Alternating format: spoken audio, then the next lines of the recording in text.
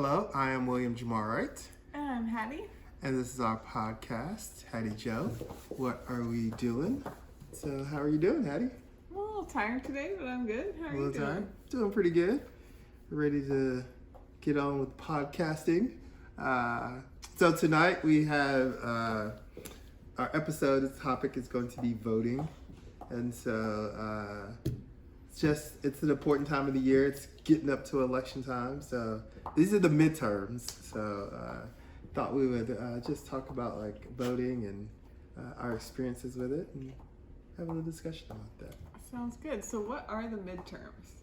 Oh, so the midterms is basically every 2 years. So like every 4 years there's the presidential elections. So the midterms is 2 years. The middle of the term of the president. Of the president, yeah. And so what gets voted on in the midterms? Well, it depends on it varies by state, but for most states, like there'll be senatorial races and like Senate, House of Representatives. There'll be some states may have governors depending on how long like their governors. So because the states are by the state constitutions. Yeah, so it depends on like the states. So definitely it'll be the senator or like Congress people, right? Our Yes. House of Representatives and our senators. Yeah, and it also varies too, like because they don't want to have a year where like everybody in the House of Representatives is being like elected.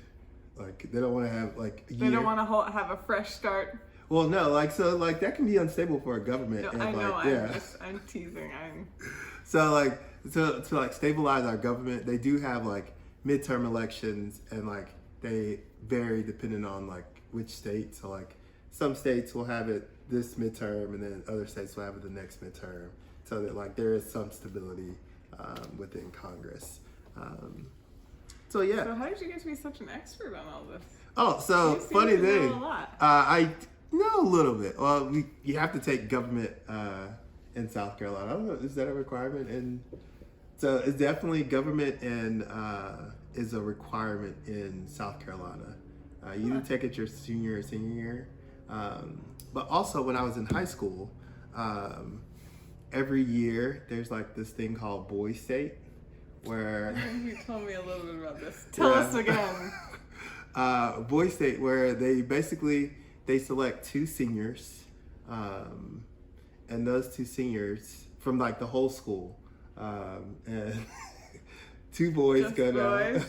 Well, it's a girl state too. There's a boys and a girl state. Okay, there's a separate girl. Yeah, there's a but Okay. like the boy state is all boys and the girl state is all girls. No, so. I understand that, but like at first I was thinking it was just to like let's learn about the government, boys. Let's learn. Oh no. I was gonna be like, we're in 2022. Like what the hell? Okay, So this good. is in All right. 2004. Still, so, past the 2000s. Yeah. Well, Why it's 2K? 2003. So Okay. like, it's not. I don't know how long the girl state had been going, but at least it existed. Yes, Okay. it definitely All right. existed. All right. There was a girl state and there was a boy state. And did they do the same thing, just separate with? I'm pretty sure it's like the same. Like, So it's not like Girl Scouts and Boy Scouts, where Boy Scouts do like fun things outside and Girl Scouts like make brownies. I don't think so. But I don't know. We would have to find a girl state participant and Ask her. Ask okay. them, yeah. All right. So okay, we're getting sidetracked by my. So basically, they femininity. you're there for like 3 or 4 days, and it's set up just like a whole political system, where like the first day, like people vote on like local officials, and then the second day, it's like. And so who like? Your local officials will be like the people that's in like your group that you walk around with. And it's basically like, so we went down to the Citadel, which is like... So wait, let's pause. You were voted one of these boys. Yes, Sounds it was like. me and another like football player. It was the two of us. Harper. I'm drawing a blank on Harper's last name. It's okay. We just called him Harper. But Harper and I went down to Boys State. He drove, which was nice of him. Thank you. I don't know if I would have went if he didn't drive. But we went down, and we were there for like 3 or 4 days.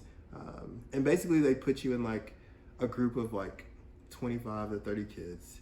And so that group of 25 to 30 is also part of like a larger like cohort of people, of groups. Yes. And then that whole group is part of Boys State.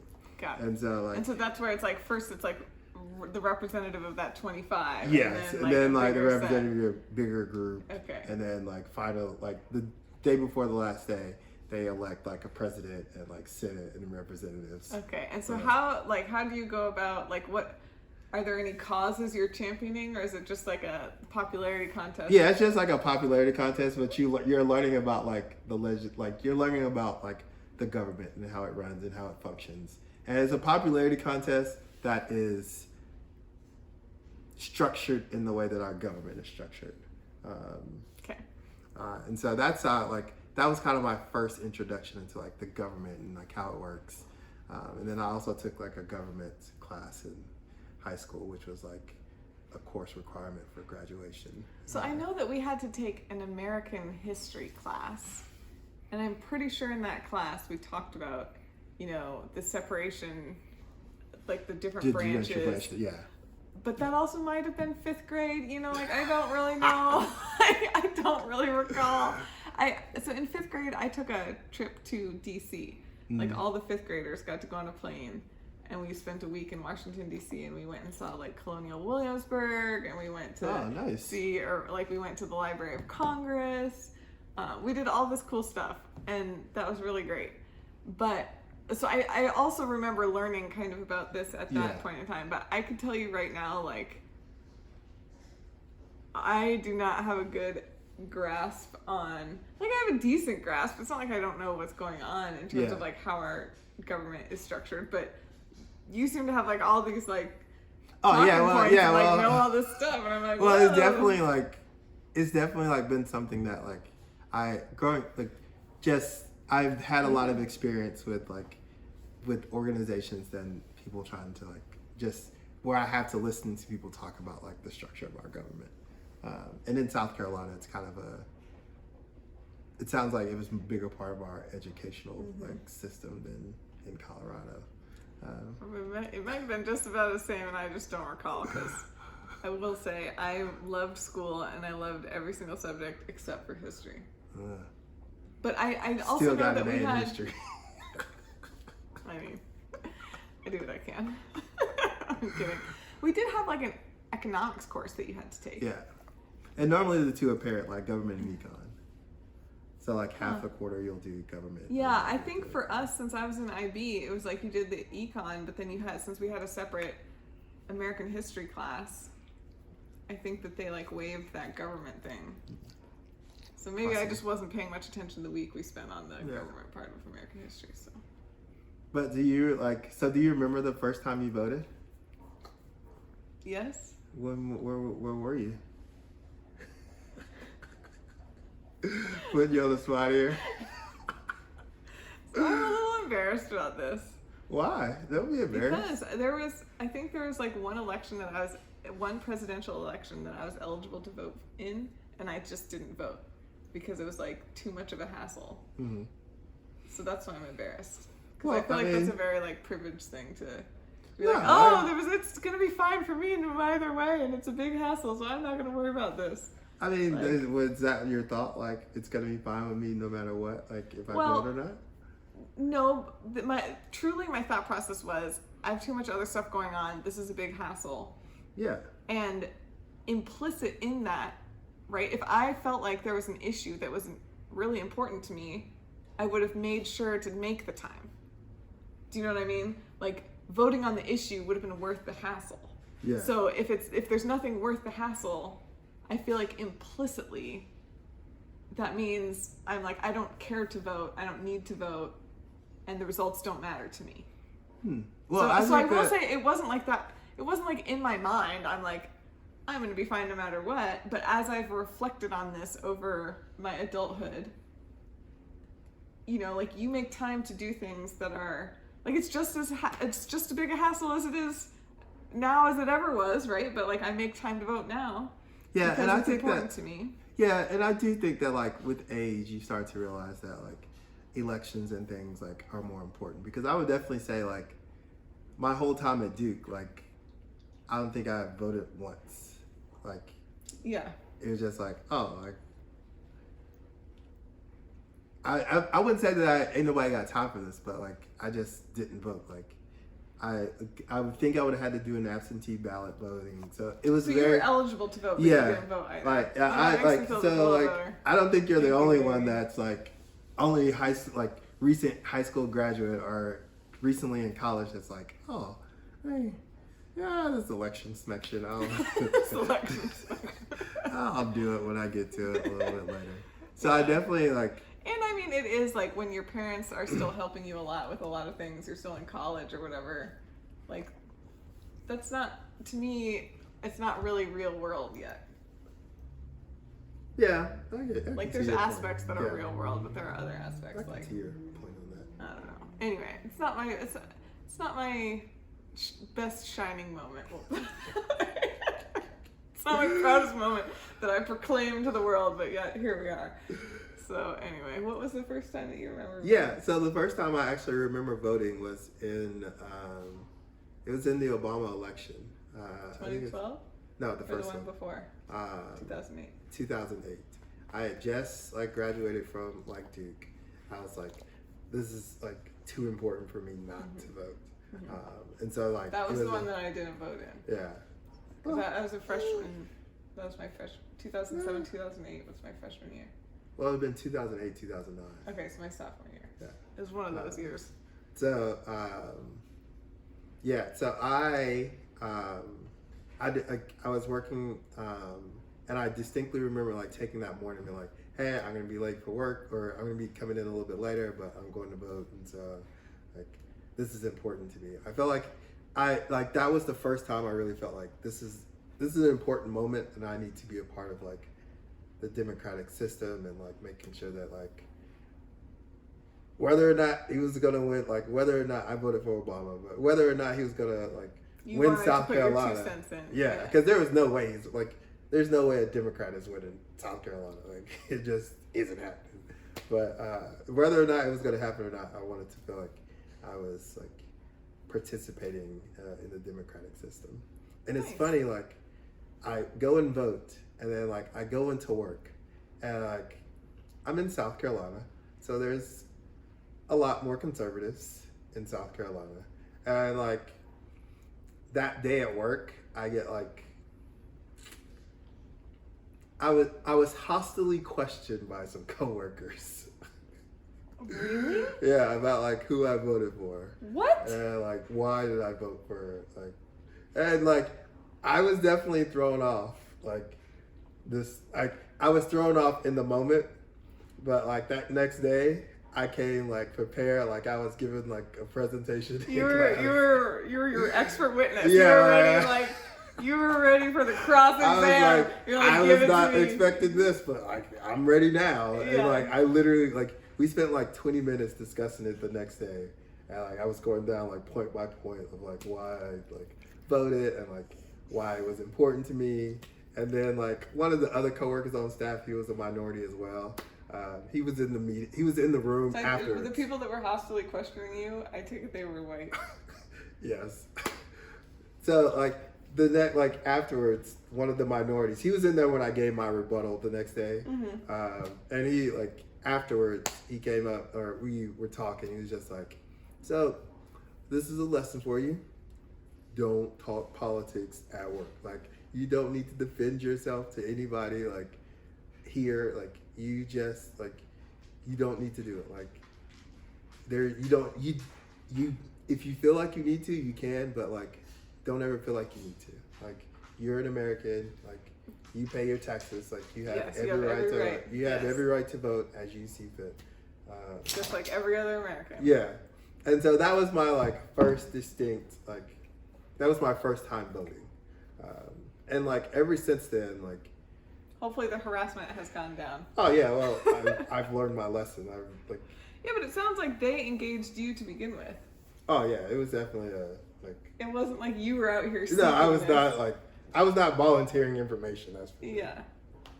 So we, that was my first time voting, and like every single presidential election since then, I've like cast a ballot, and like some of the midterms, I wouldn't say that I've been like as diligent as I should, but I do feel like now like I'm starting to like understand like the importance of voting, like even in the midterms. like since we've been here in Arizona, like I've voted every single opportunity I've gotten a chance to. Same. And even when we lived in North Carolina, like Arizonans. even when we lived in North Carolina, I feel like there was one midterm that I voted in. I feel like Leslie and I went to like over to like the They had like a place. What is that place Central called? Campus. It's on. It was definitely on West Campus, the Student Center, not the Broadhead Student. Yeah, the Student Union. Yeah, what is it called?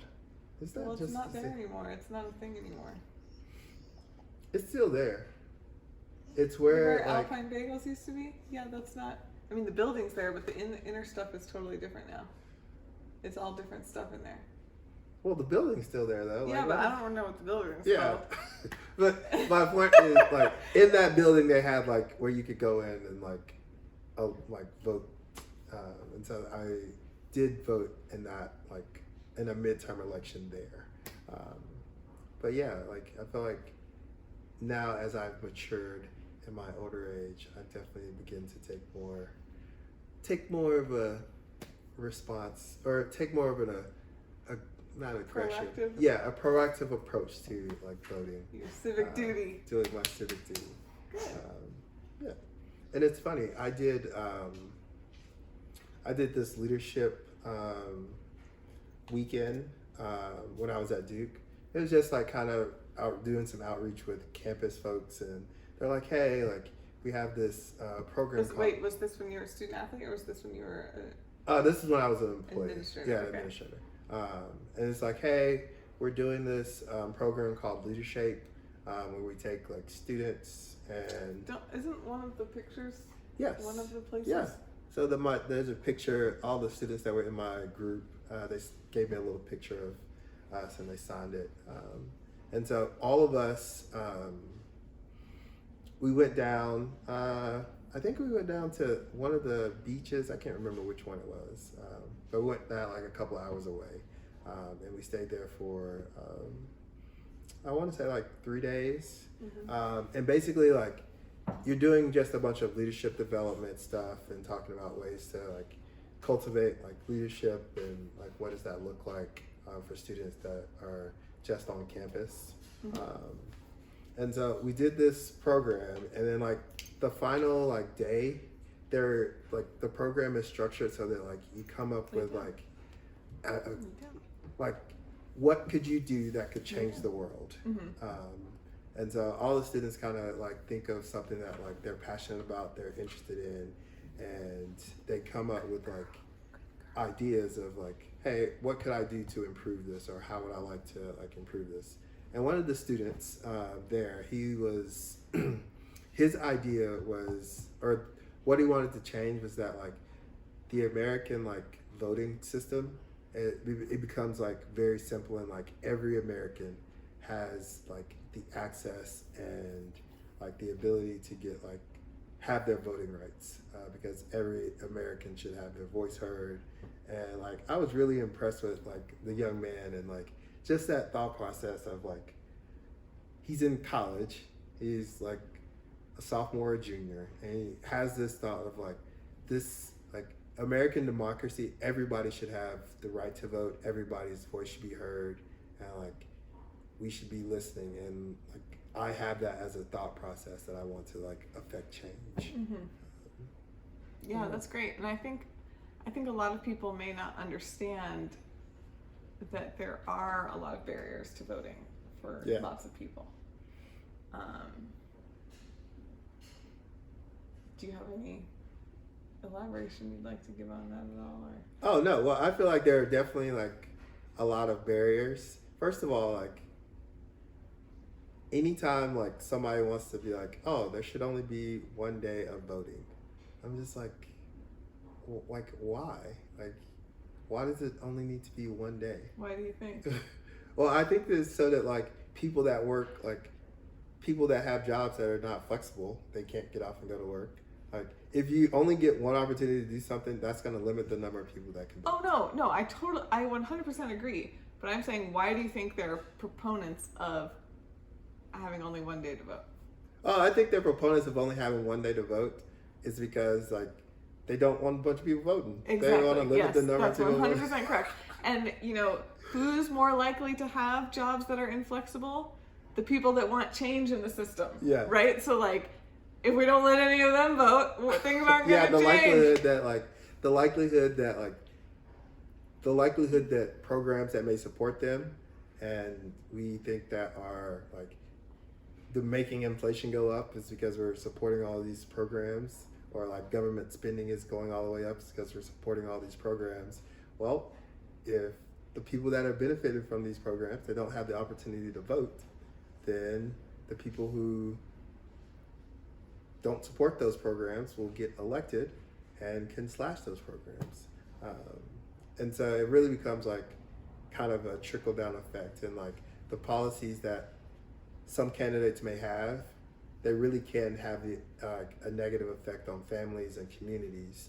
And those communities are the ones that would struggle to get out and vote if there's only one day. Yes. Which makes like, there should be like a window of time to go and vote. Like, what is the problem with having, like, there's a window of time to do your taxes. Like, right. Everybody, like, there's a window of time for everything. And now all of a sudden we want to like shrink the limit. Right. And, it's like total limit. BS. Yeah. It's just complete BS. And like every community should have like the same amount of like, it should be equal to where everyone has the same opportunities to go and vote. Mm-hmm. Like there shouldn't be like 6 polling places or 6 voting places in this one county, and then only 1 voting place in the largest county in your state. Like, right. Things like that, it makes me like, we're all the people who we don't want to vote. Liz. Yeah, let's not put any polls there, so it's really hard for them to get to vote. Or like government officials being like, oh, there were 2 there. We're gonna shut 1 down, and so it's the things like that that makes me like wonder like, how could anybody be for this? Like, how could anybody be like, oh, it's okay. Like they're trying to do what's best for us as Americans by like shutting people out, by not allowing people to like voice their opinions. And to me, it seems clear, but I could like some people may give them the benefit of the doubt when things like that happen. But I'm not gonna give. I think we all know the real reason. Yeah, I'm not gonna give them the benefit of the doubt. Like, there's no reason why like. Yeah, the biggest county in a state should not have like multiple polling places. Yes. Yes. Or like different states have different rules on, I guess it's not, I mean, the states are allowed to make their own rules, but if you can vote by mail and like all this stuff, there's all sorts of like barriers for that as well. Yeah. And it shouldn't be like, oh, well, you need like a special reason to vote by mail. No, like I choose to vote by mail. Like we live in America. That's convenient. Yeah. Yeah, it's convenient for me. So you know what? I'm gonna vote by mail. So like, yeah. And honestly, like for me as well, like as a teacher, right? If I'm a teacher and we have school that day, which you always do. Yeah. Like we have school on election day. It's not like the election day is a national holiday or something. To allow people with jobs time to go vote. I'm a teacher, so like in order for the teachers to be able to vote, every single one of us would have to take a day off from like work. Like there's no way like that it's functional. Yes. And so like early voting allows for people like me, like that are teachers or that have different jobs, different work schedules, to be like, hey, like I want to vote. It's important to me to vote. So this is what we're gonna have to do. There should be a society should give you multiple opportunities to vote. Totally. Or multiple like a variety of ways to vote. Yes. Yeah. Yeah. Totally agree. So yes, go do your civic duty. Sure. All right. That is what we're doing. Jesus.